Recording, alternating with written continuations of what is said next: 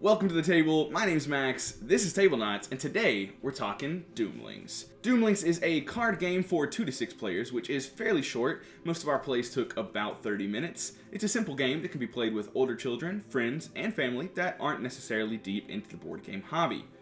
Doomlings are a recently emerging life form on a far and distant planet who is already headed for destruction, or their doom, if you will. The Doomlings are fighting for dominance before the end of the world. The game is divided into rounds, each round flipping over a new age card which will give you a special rule that only applies to that round. Some ages are Catastrophes, where obviously bad things happen. The deck is constructed to last between 9 and 12 rounds. When the third and final Catastrophe is discovered, this marks the end of the world and the end of Doomlings. The player with the most victory points wins the game. You earn victory points by playing trait cards into your tableau. Which brings us to the core mechanisms of Doomlings. First up is hand management. Each turn you will be stabilizing, meaning drawing up or discarding down to your gene pool level. So that gives you a bit of control over what you have in your hand and what you think will be best to keep. Next is set collection. You'll be playing traits into your trait pile, which is sort of like a tableau. These cards will score you points at the end of the game, oftentimes based off what color card you play or actions associated with them. Take that. Some traits give you an immediate action, which can allow you to discard a card from another player's hand or tableau, swap cards from your tableau to their tableau, so there is a lot of direct player interaction, and take that in Doomlings. Lastly is events. Each round a new age card is played and will give you a new rule that only applies to that round. Let's walk through a turn real quick. On a turn, you're going to flip the top card over on the age deck and note the special condition that will apply for this round. Then, each player takes a turn, playing one card from their hand.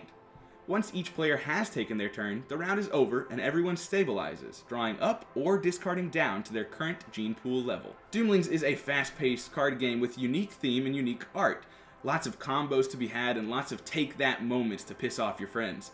After all, it's the end of the world. Destroy those friendships, burn those bridges, but most importantly, win the game.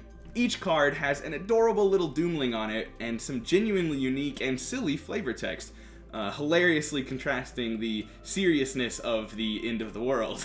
If you're someone who doesn't pay attention to the card art or doesn't care about any kind of flavor text, a lot of the charm of Doomlings is going to go right by you. It's a fairly childish and silly sense of humor that may or may not appeal to you. The game is fast, which I appreciate. However, some of the games that I played went by so quickly that it didn't give you enough time to build up mini combos or even see the cards that allowed you to interact with each other. However, other games, we were interacting left and right, building up big combos that we can affect each other with, and those were the experiences that really showcased what Doomlings can be. The ability to directly interact with others and those take-that elements make it difficult for there to be a runaway leader, which is a good thing. But of course, if you don't like take-that elements, then Doomlings is not for you. There's also a decent amount of luck in Doomlings, since you're just going to be drawing cards from a shared deck, but there was enough strategy in the card play that didn't really bother me one bit.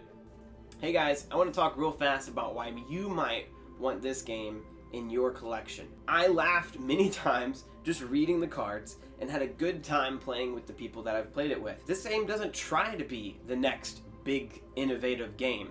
What this game is trying to be, and where I think it fits best, is that appetizer or palate cleanser that you'll bring to your table at a board game night.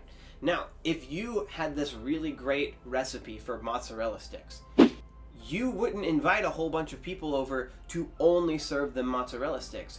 But let's say you had a really good spaghetti recipe.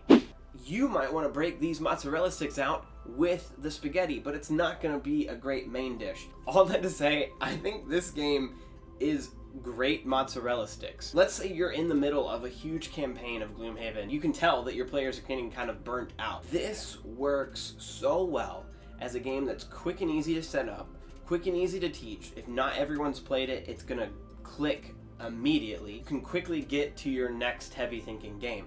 If you're a family, maybe mozzarella sticks is all you need, because this game would be great to teach young players.